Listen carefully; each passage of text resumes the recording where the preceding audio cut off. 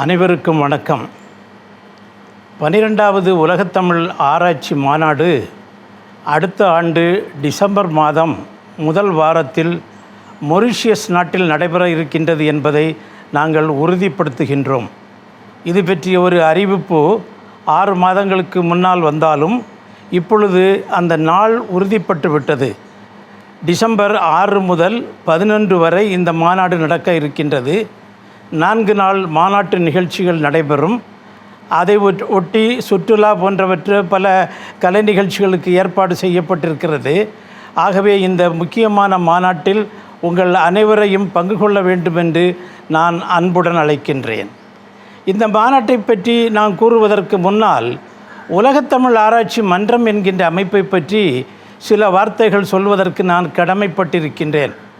ஏனென்றால் இன்று இருக்கின்ற ஆராய்ச்சி அமைப்புகளில் தமிழ் அறிஞர்களால், அதிலும் பல்வேறு நாடுகளைச் சேர்ந்த தமிழ் அறிஞர்களால் தமிழ் ஆராய்ச்சிக்கென்று கட்டி எழுப்பப்பட்ட ஒரே அமைப்பு உலகத்தமிழ் ஆராய்ச்சி நிறுவனம். ஏராளமான மிஷனரிகள் தமிழகத்திற்கு வந்தார்கள். அவர்கள் கிறிஸ்தவத்தை பரப்பியது மட்டுமல்ல, தமிழ் இலக்கியங்களை எல்லாம் மொழிபெயர்த்து பிற மொழிகளில் அறிமுகப்படுத்தினார்கள். தமிழ் மொழியானது சமஸ்கிருதத்திலிருந்து வந்தது என்று சொல்லுகின்ற ஒரு மூட நம்பிக்கையானது இருந்த இந்த இடத்திலே திராவிட குடும்பம் என்கின்ற ஒரு குடும்பத்தை கண்டறிந்து, திராவிட மொழிகளுள் தமிழ் மொழி தலை சிறந்த மொழி என்பதும் சமஸ்கிருதத்திற்கும் தமிழுக்கும் எந்த தொடர்பும் இல்லை என்பதையும் நமது மிஷனரிகளும் சிவில் சர்வெண்ட் என்று அழைக்கப்படுகின்ற அரசு அதிகாரிகளும் நிலைநாட்டினார்கள். இதன் விளைவாக ஐரோப்பியா, அமெரிக்க நாடுகள், அதுபோன்று ஆசிய நாடுகள் இங்கெல்லாம் கொஞ்சம் கொஞ்சமாக தமிழ் ஆராய்ச்சிக்குரிய வாய்ப்புகள் வரத் தொடங்கின. பல்வேறு பல்கலைக்கழகங்களில் தமிழுக்கென்று இருக்கைகள் அமைக்கப்பட்டது. தலை சிறந்த தமிழறிஞர்களான ஆரி ஆஷர், கமில் சுலபில் போன்ற ஏராளமான அறிஞர்கள் பல்வேறு நாடுகளில் தோன்றத் தொடங்கினர். ஆக ஆசியாவிலும், அமெரிக்க நாடுகளிலும், ஐரோப்பிய நாடுகளிலும், ஆஸ்திரேலியா பகுதிகளிலும், ஐரோப்பாவிலும் ஏராளமான தமிழறிஞர்கள் வர ஆரம்பித்த ஒரு காலகட்டத்தில் தமிழ் ஆராய்ச்சியில் ஒரு வருந்தத்தக்க நிகழ்ச்சியும் இருந்தது. ஏனென்றால் பிற நாடுகளில் தமிழ் ஆராய்ச்சி மலர்ந்தது போன்று இந்திய நாட்டில் மலரவில்லை. இந்திய நாட்டில் தமிழ் ஆராய்ச்சியானது மிகவும் பின்தங்கி கொண்டிருந்தது. பிற நாட்டு அறிஞர்கள் தமிழறிஞர்களுடைய துணையின்றியே தமிழாராய்ச்சியை உச்சம் தொட்ட நிலைக்கு, வானம் தொட்ட நிலைக்கு எடுத்து சென்றார்கள். ஆனால் நாம் பின்தங்கி கொண்டே இருந்தோம். அது மட்டுமல்ல, தமிழாராய்ச்சியானது இருபெரும் உலகங்களாக பிரிந்து கிடந்தன. தமிழர்கள் ஆராய்ச்சி செய்கின்ற தமிழ் ஆராய்ச்சி தமிழ் மொழியிலே தமிழ்நாட்டில் இருந்து கொண்டு தமிழர்களுக்குள்ளே பழமை பேசி புதுமை பேசி என்று போய்கொண்டிருந்த ஒரு ஆராய்ச்சி. இன்னொரு ஆராய்ச்சி பிற நாடுகளில் உலக மொழிகளை எல்லாம் கற்றுக்கொண்டு உலக மொழிகளோடு தமிழை ஒப்பிட்டு உலக இலக்கியங்களோடு தமிழை ஒப்பு நோக்கி பார்த்து தமிழினுடைய சிறப்பையெல்லாம் நிலைநாட்டுகின்ற அந்த ஒரு பெரிய அறிஞர் குழு இந்த மிஷனரிகளை அடிப்படையாக கொண்டு தோன்றியது. ஆக இப்பொழுது இருவேறு உலகங்களாக பிரிந்து கிடக்கக்கூடிய இந்த தமிழாராய்ச்சியை ஒன்றாக இணைக்க வேண்டும் என்று உலக அறிஞர்கள் திட்டமிட்டார்கள். அவர்களுள் தலை சிறந்தவர்தான் சேவியர் தனிநாயகம் என்ற கத்தோலிக்க பாதிரியார். தமிழில் மிகுந்த ஆர்வம் கொண்ட, தமிழ் புலமையினுடைய எல்லையை தொட்ட அந்த பெரிய மனிதருடைய உள்ளத்திலிருந்து தோன்றியது தான் இந்த ஒரு அருமையான ஒரு காட்சி என்று கூட கூறுவேன். It's a kind of vision. அவருடைய பார்வையில் அது தோன்றியது. அவர் இப்பொழுது என்ன செய்தார் என்றால், கமில் சுலபில், ஆரி ஆஷர் போன்ற ஏராளமான அறிஞர்களை இணைத்து கொண்டார்.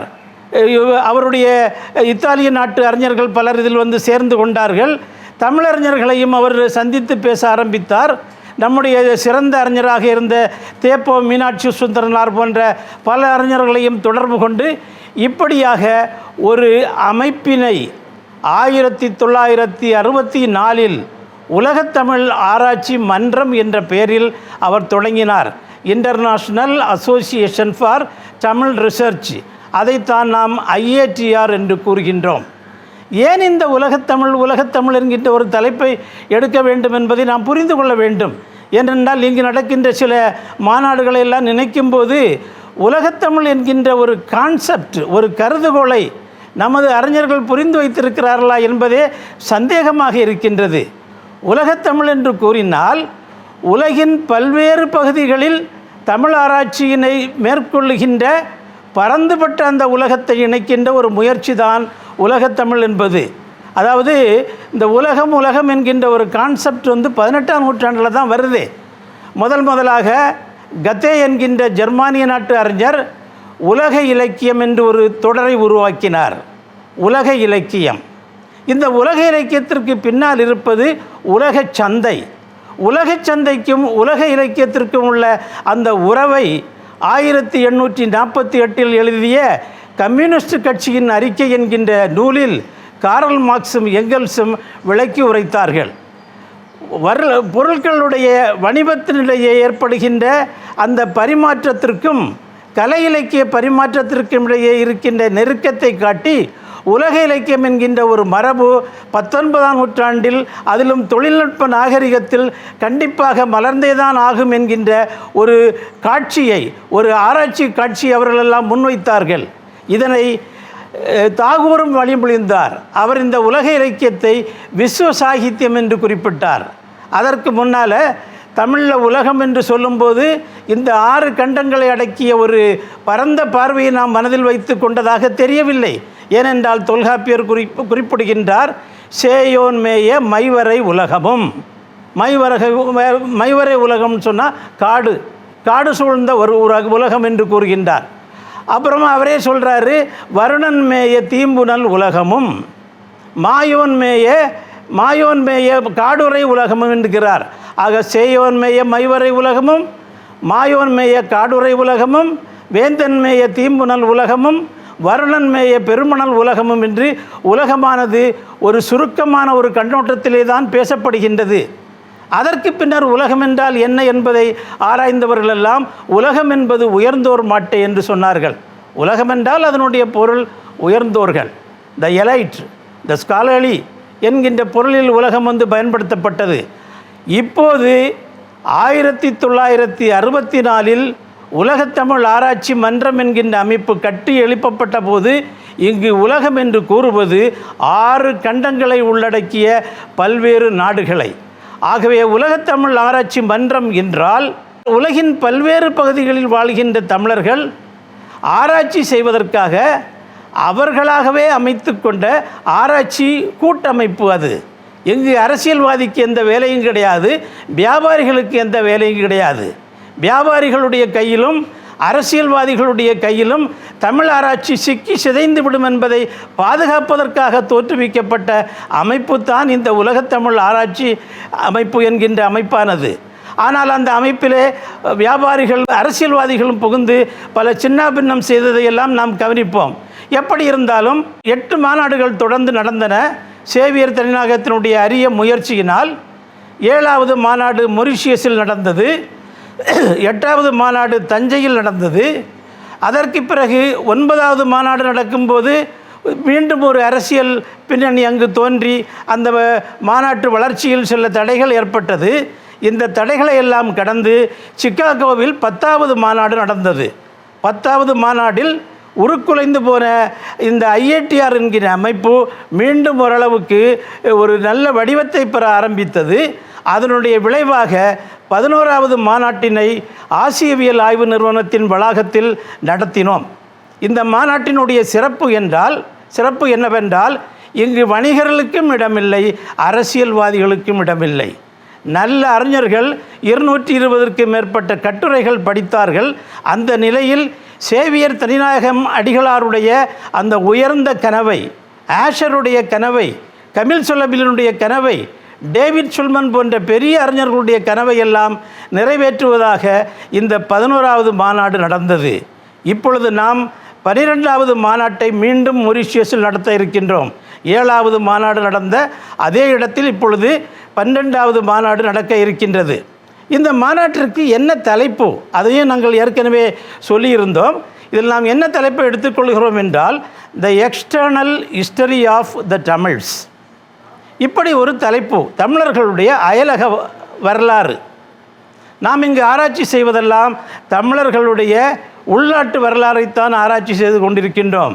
சேர, சோழ, பாண்டியர்கள், பிற்கால சோழர்கள், நாயக்கர்கள், இப்படியெல்லாம் இங்கு தமிழ்நாட்டில், அதாவது சுருங்க கூறுவதாக இருந்தால் வடவேங்கடம் முதல் தென்குமரி ஆயிடை கூறப்படுகின்ற இந்த நிலவெல்லையில் நடந்த போர்கள், நடந்த நல்ல விஷயங்கள், கெட்ட விஷயங்கள், இவற்றைத்தான் நாம் ஆராய்ச்சி செய்து கொண்டிருக்கின்றோம். ஆனால் நாம் ஒன்றை மறந்து விடுகின்றோம். தமிழர்களுக்கு உள்நாட்டு வரலாறு மட்டுமல்ல, இவர்களுக்கு ஒரு பெரிய வெளிநாட்டு வரலாறு உண்டு என்பதை நாம் மறந்து விடுகின்றோம். அதற்கு அடிப்படை காரணமாக இருந்தது தமிழர்கள் ஒரு கடலோடிகள். இவர்கள் திரைக்கடல் ஓடியும் திரவியம் தேடும் மனப்பாங்கு உடையவர்கள்.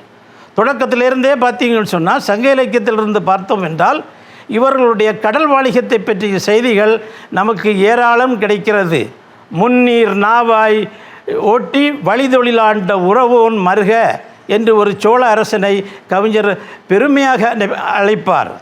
அதுபோன்று கடம்பர்கள் என்கின்ற கடற்கொள்ளை கூட்டத்தார் வணிகர்களுக்கு இடையூறு விளைவித்த போது கடல் பிறகோட்டிய செல்கொழுக்குட்டுவன் என்கின்ற சேர அரசன் அவர்கள் மீது படையெடுத்து அவர்களுடைய அந்த டோட்டமிக் ட்ரீ என்கின்ற சிம்பல் என்கின்ற அந்த கடம்ப மரத்தை தடிந்து இந்த வணிகர்களுக்கெல்லாம் உதவி செய்தான் என்கின்ற குறிப்பை பார்க்கின்றோம். இது மட்டுமல்ல, சீன நாடுகள் என்றால் சீனாவோடு சேர்ந்திருக்கின்ற நாடுகளையும் சேர்த்து தான் சொல்லுகின்றேன். கொரியா, ஜப்பான் போன்ற நாடுகளோடும், அதோடு மேலை நாடுகள் என்றால் நாம் யவனர்களை பற்றி சொல்லுகின்றோம். யவனர்களோடு நமக்கு ஏராளமான தொடர்பு இருந்தது. சங்க இலக்கியத்தில் யவனர் என்ற குறிப்பு வராத இலக்கியம் கிடையாது. அந்த அளவிற்கு குறிப்புகள் மண்டி கிடக்கின்றது, மலிந்து கிடக்கின்றது. ஒவ்வொரு அரசனும் இந்த வணிகத்தின் பொருட்டாக ஒவ்வொரு தலைநகரத்தை பயன்படுத்த தொடங்கினான். நிர்வாகத்துக்கு என்று ஒரு தலைநகரம், வணிகத்திற்கு என்று ஒரு தலைநகரம். குறிப்பாக சோழர்கள் பூம்புகாரை வணிக தலைநகராக ஏற்றுக்கொண்டனர். பாண்டியர்கள் கொற்கையை வணிக தலைநகராக ஏற்றுக்கொண்டனர். சேரர்கள் முசிறியை தலைநகராக ஏற்றுக்கொண்டனர். முசிறி அல்லது தொண்டி என்ன அவள் நலனே, இப்படியெல்லாம் தொடர்கள் நிறைய வரும். இந்த சிலப்பதிகாரத்தில் பார்த்தீங்கன்னு சொன்னால், அந்த மதுரை அரசனை மதுரை நாட்டு மன்னனை என்று கண்ணகி அழைக்க மாட்டாள். அவள் சொல்லுவாள், நத்திரம்படரா கொற்கை வேந்தே என்று கூறுவாள். கொற்கை, மதுரையை விடவும் கொற்கை மிகவும் முக்கியமானது. ஏனென்றால் கடல் வணிகம் அந்த அளவிற்கு செழித்திருந்தது. அப்படிப்பட்ட காலகட்டத்தில் தான் வெளிநாட்டு உறவுகள் ஏராளமாக மலிய ஆரம்பித்தது. எல்லா நாடுகளோடும் வணிகம் செய்ய ஆரம்பித்தோம். யவனர் என்கின்ற குறிப்பை பார்க்கின்றோம். இந்த யவனர்கள் என்பவர்கள் கிரேக்க நாட்டினுடைய கிரீட் என்கின்ற பகுதியில் இருந்து வந்த அயோனியன் என்பவர்கள். இந்த அயோனியன் என்பது தான் யவனர் என்று சமஸ்கிருத இலக்கியங்களிலும் தமிழ் இலக்கியங்களிலும் வருகின்றது. ஆனால் சமஸ்கிருத இலக்கியங்கள் யவனர் என்று கூறுவது பெரும்பாலும் கிரேக்கர்களை சுட்டியது. காரணம் என்னவென்றால், கிரேக்க நாட்டிலிருந்து வடநாட்டிற்கு தரைவழி பாதை இருந்தது. அலெக்சாண்டர் அந்த தரைவழி பாதை வழியாகத்தான் படையெடுத்து வந்தார். ஆனால் தமிழர்கள் பெரும்பாலும் கடலை நம்பியிருந்தார்கள். வடவர்கள் கடலை கடக்க மாட்டார்கள். கடலை கடப்பது அவர்களுக்கு ஒரு தோஷம். ஆனால் தமிழர்களுக்கு கடலை கடந்தே ஆக வேண்டும். ஆக நம்முடைய உறவுகள் எல்லாம் ரோம நாட்டோடு இருந்தது. ரோமிலிருந்து அலெக்சாண்ட்ரியா வந்து அலெக்சாண்ட்ரியாவிலிருந்து நம்முடைய கடற்கரைகளுக்கு வந்து சேர்வார்கள். இப்படியாக கப்பல் போக்குவரத்தெல்லாம் ஏராளமாக இருந்ததினாலே நாம் குறிப்பிடுகின்ற யவனர்கள் எல்லாம் அதிகமாக தொடக்க நிலையில் இவர்களெல்லாம் ரோம நாட்டை சார்ந்தவர்கள். அடுத்த நிலையில் யவனர்கள் என்று நாம் சிறிய நாட்டு மக்களையும் குறிக்க ஆரம்பித்தோம். மூன்றாவது நிலையில் அரபிய மக்களையும் யவனர் என்று குறிக்க ஆரம்பித்தோம். பின்னர் வெளிநாட்டிலிருந்து வருகின்ற அனைவரையும் யவனர் என்று குறிக்கின்ற ஒரு மரபு தோன்றியது. யவனர்களை பற்றிய குறிப்புகள் அகநானூற்றிலும் புறநானூற்றிலும் ஏராளம் இருப்பதை காண்கின்றோம். அகஸ்டஸ் சீசர் வாழ்ந்த காலத்தில் அவருக்கு சில தூதுக்குழுக்கள் பாண்டிய அரசர்களிடமிருந்து போனதாக நமக்கு நம்பத்தகுந்த செய்திகள் கிடைக்கின்றன. இவர்கள் இந்த அகஸ்டஸ் சீசரை பல இடங்களில் சந்திக்கின்றார்கள். அகஸ்டஸ் சீசருடைய தலைபொறித்த நாணயங்கள் தமிழ்நாட்டில் ஏராளமாக கிடைக்கிறது. ஆகவே அந்த சங்க காலத்தில் ரோம நாட்டு தொடர்பு ஏராளமாக இருந்தது என்பதற்கு பல சான்றுகள் இருக்கின்றது. இந்த சான்றுகளையும் இந்த ரோம நாட்டு தொடர்பை ஒட்டி 5ஆம் நூற்றாண்டில் போதி தர்மர் என்கின்ற தமிழர் சைனாவுக்கு செல்கின்றார். 3 ஆண்டுகள் கடற்பயணத்தை மேற்கொண்டு அவர் சைனாவுக்கு செல்லும்போது சீன நாட்டிலே ஒரு குழுவாக வணிகர்கள், தமிழ் வணிகர்கள் வாழ்கிறார்கள். அவர்கள் போதி தர்மரை வரவேற்கிறார்கள். போதி தர்மர் சீனாவில் இருந்து கொண்டே சான் பௌத்தம் என்கின்ற ஒரு பெரிய பௌத்த பிரிவை ஏற்படுத்தி அது வழியாக முழு ஆசிய நாடுகளிலும் தன்னுடைய ஆளுமையை அவர் செழிக்கச் செய்த நிகழ்ச்சியை பார்க்கின்றோம். ஆக கடல் வணிகம் தொடங்கி போதி தர்மர் வரை உள்ள இந்த தொடர்புகளுடைய வரலாற்றை நாம் முதல் நாளிலே, இந்த கான்ஃபரன்ஸினுடைய மாநாட்டினுடைய முதல் நாளிலே ஆராய்ச்சி செய்ய போகின்றோம். அடுத்து 2வது நாளில் நம்ம என்ன செய்ய போகிறோம் என்றால், முதல் பகுதி கடல் வணிகம், பௌத்த துறவிகள். 2வது பகுதி என்னவென்றால், கடற்படையின் மூலமாக பிற நாடுகளை நாம் வெற்றி கொள்ள ஆரம்பித்தோம். இந்த காலம் சோழர்களுடைய காலத்திலிருந்து ஆரம்பிக்கின்றது. 9ஆம் நூற்றாண்டிற்கு பின்பு நந்திவர்மன் போய் விடுகின்றான், அதோடு பல்லவாட்சி முடிகின்றது. சோழர்களுடைய கடற்படை, அதிலும் குறிப்பாக ராஜராஜனுடைய கடற்படை, ராஜேந்திரனுடைய கடற்படை, ராஜேந்திரனை கடாரம் கொண்டான் என்று நாம் கூறுகின்றோம். தாய்லாந்து நாட்டுக்கும் மலேசியாவுக்கும் ஒரு இடைப்பட்ட பகுதி தான் கடாரம் என்பது. அந்த நாட்டை அவன் கை கொள்ளுகிறான். வணிகர்களுக்கு துணை புரியும் பொருட்டாக பின்னர் அந்த நாட்டை ஒப்படைத்து விடுகின்றான். இலங்கையினுடைய ஒரு பெரும்பகுதி அவனுடைய கட்டுப்பாட்டில் இருந்தது. அது மட்டுமல்ல, கடாரத்திலே அமைந்திருக்கின்ற அந்த கோயில்களை எல்லாம் போய் பார்த்தோம் என்றால், கடாரம் மட்டுமல்ல, பக்கத்தில் இருக்கக்கூடிய கம்போடியாவில் அமைகின்ற அந்த கோயில்களை எல்லாம் பார்த்தோம் என்றால் தமிழ் பண்பாட்டினுடைய வெளிப்பாடுகளாக அவை திகழ்வதை பார்க்கின்றோம். நமது நாட்டியக்கலை, நமது இசைக்கலை, இவையெல்லாம் முழுவதுமாக ஏசியன் கண்ட்ரீஸ், ஆசிய நாடுகள், சவுத் ஈஸ்ட் ஏசியா நாடுகள், இவைகளிலெல்லாம் பரவ ஆரம்பிக்கின்றது. இந்த காலகட்டத்தை நாம் 2வது நாளில் ஆராய்ச்சி செய்ய போகின்றோம். 3வது நாளில் இன்னொரு பெரிய திருப்பு மையம் ஏற்படுகின்றது. அதைத்தான் நாம் டயஸ்பரா மூவ்மெண்ட் என்று கூறுகின்றோம்.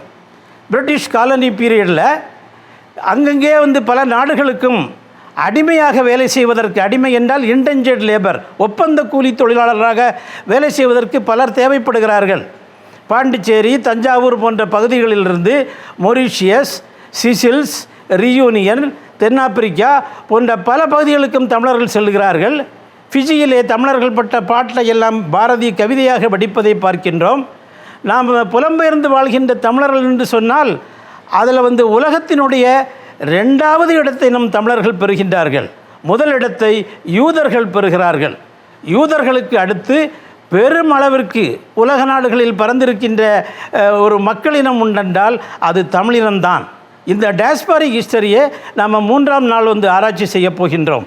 ஆக சங்க காலம் தொடங்கி, சங்க காலத்திலே உள்ள வணிக உறவு, அதற்கு அடுத்து அதைத் தொடர்ந்து மிஷினரிகள், புத்திஸ்ட், பௌத்தம் வாயிலாக தமிழ் பரவிய நிலை, அடுத்து 3வது பகுதியாக இது நேவல் ஃபோர்ஸஸ் வழியாக, கடற்படை வழியாக தமிழ் பரவியமை, அதனுடைய அடுத்த பகுதியிலே நம்முடைய மக்கள் புலம்பெயர்ந்து பல நாடுகளுக்கு சென்றது. இவற்றையெல்லாம் நாம் இந்த மொரீஷியஸ் மாநாட்டில் ஆராய்ச்சி செய்கின்றோம். மொரீஷியஸ் என்கின்ற ஊரை பற்றி நான் ஓரிரு வார்த்தைகள் சொல்லியாக வேண்டும். 19ஆம் நூற்றாண்டிலே மார்க் ட்வெயின் என்கின்ற ஒரு பெரிய அமெரிக்க அறிஞர் இருந்தான். அவன் ஒரு இடத்துல சொல்லுவான், கடவுள் முதல்ல உலகத்தை படைக்கணுமான்னு சொல்லிட்டு ஒரு வேண்டா விருப்பாக உட்கார்ந்துருந்தார். அப்புறமா சரி முயன்று பார்ப்போமே என்று ஒரு சிறு நாடை உருவாக்கலாம் என்று உருவாக்கினார். அந்த நாடு தான் மொரீஷியஸ். அந்த நாடு மிகவும் அழகாக இருப்பதை பார்த்து அதை முன்மாதிரியாக கொண்டு உலக நாடுகளை அவர் படைத்தார் என்று மார்க் ட்வெயின் என்ற ஒரு பிரபலமான நாவலாசிரியர், ஹக்கிள்பெரி ஃபின், டாம் சயர் போன்ற நாவல்களை எழுதிய மார்க் ட்வெயின் எழுதி செல்வதை பார்க்கின்றோம். ஆகவே மொரீஷியஸ் என்பது ஒரு அருமையான, அழகான, இயற்கை வளம் பொருந்திய ஒரு வானவில் நாடு என்று அதை குறிப்பிடுவோம். அந்த அவர்களுடைய நாட்டை சொல்லும்போது ரெயின்போ கண்ட்ரி என்பார்கள். ரெயின்போவிலே பல நிறங்கள் இருப்பது போன்று அங்கு பல இனத்தை சார்ந்த மக்கள், பல மொழிகளை பேசுகின்ற மக்கள் ஒற்றுமையாக சேர்ந்து வாழ்கின்ற ஒரு நாடு. இந்த நாட்டிலே நாம் ஏற்கனவே 3 மாநாடுகளை நடத்தி இருக்கின்றோம். முதலிலே ஒரு முருகன் மாநாட்டை நடத்தினோம். அடுத்து புலம்பெயர்ந்த தமிழர்கள் பற்றிய ஒரு பெரிய மாநாட்டினை மொரீஷியஸ் நாட்டு அரசின் துணையோடு நடத்தினோம். அந்த பிரதம மந்திரி 3 நாளும் எங்களோடு அமர்ந்திருந்தார்.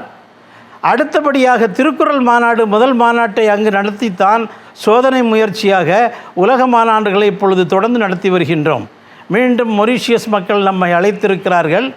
மொரீஷியஸ் மக்கள் மிகுந்த பாசமிக்க உணர்வோடு நம்மை அழைக்கிறார்கள். தாய் தமிழகத்திலிருந்து வருபவர்களை இந்த மாநாட்டில் கலந்து கொண்டு மொரீஷியஸ் மக்களோடு சேர்ந்து உலக நாடுகளை சார்ந்த அறிஞர்களோடு சேர்ந்து நம்முடைய வெளிநாட்டு வரலாறை நாம் விரிவாக விவாதித்து வெளிநாட்டு வரலாற்றை தெளிவாக அறிந்து கொண்டு தமிழர்களுடைய உலகம் முழுவதும் அவர்கள் பரவியிருந்த பாங்கினை அறிந்து மகிழ்வதற்கு இந்த மாநாடு நிச்சயமாக வழிகாட்டும் என்பதில் எந்த ஐயமும் இல்லை.